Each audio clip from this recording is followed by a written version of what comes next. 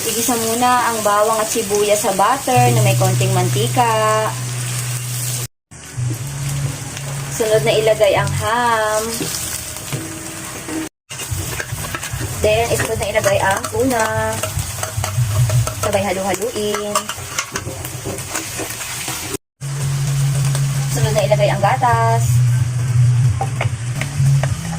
At all-purpose cream. Sabay haluin ulit at hayaan kumulo. Sunod, timplahan ng pampalasa.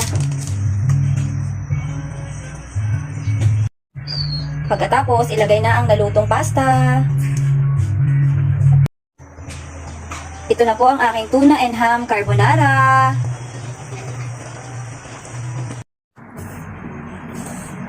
Ito po ang lunch namin ngayon.